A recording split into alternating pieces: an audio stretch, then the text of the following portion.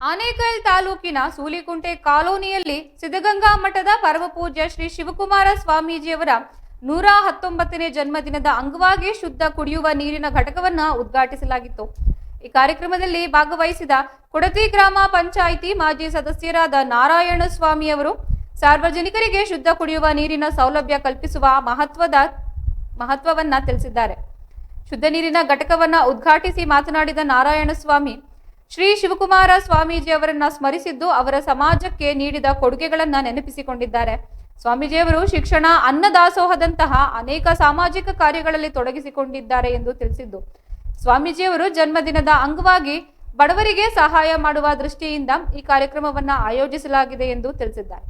ಇದೇ ಸಂದರ್ಭದಲ್ಲಿ ಅಕ್ಕಿ, ರವೆ, ಸಕ್ಕರೆ, ಬೇಳೆಕಾಳುಗಳು, ಸೋಪು, ಎಣ್ಣೆ ಸೇರಿದಂತೆ ದಿನಸಿ ಸಾಮಗ್ರಿಗಳನ್ನ ಬಡವರಿಗೆ ವಿತರಿಸಲಾಗಿದ್ದು, ಕಾರ್ಯಕ್ರಮದಲ್ಲಿ ಮಾತನಾಡಿದ ಕೊಡತಿ ಗ್ರಾಮ ಪಂಚಾಯಿತಿಯ ಮಾಜಿ ಅಧ್ಯಕ್ಷರಾದ ಕೃಷ್ಣವೇಣಿ ಮತ್ತು ರಮೇಶ್ ರೆಡ್ಡಿ, ಶ್ರೀ ಶಿವಕುಮಾರ ಸ್ವಾಮೀಜಿ ಅವರ ಕಂಡಂತಹ ಶ್ರೇಷ್ಠ ಸಂತರಲ್ಲಿ ಒಬ್ಬರಾಗಿದ್ದಾರೆ ಎಂದು ಬಣ್ಣಿಸಿದ್ದಾರೆ.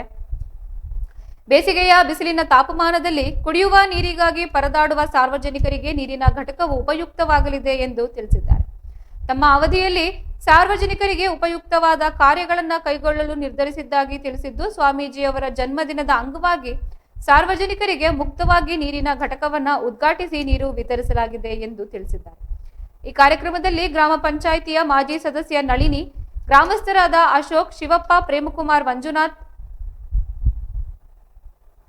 ಪ್ರತಾಪ್, ಸಿದ್ದು ಸೇರಿದಂತೆ ಕೂಲಿ ಕಾರ್ಮಿಕರು ಮತ್ತು ಬಡವರು ಭಾಗವಹಿಸಿದ್ದು, ಈ ಕಾರ್ಯಕ್ರಮವು ಸಮಾಜಕ್ಕೆ ಮಾದರಿಯಾಗಲಿದ್ದು ಇತರರಿಗೆ ಪ್ರೇರಣೆ ನೀಡುವಂತಿದೆ.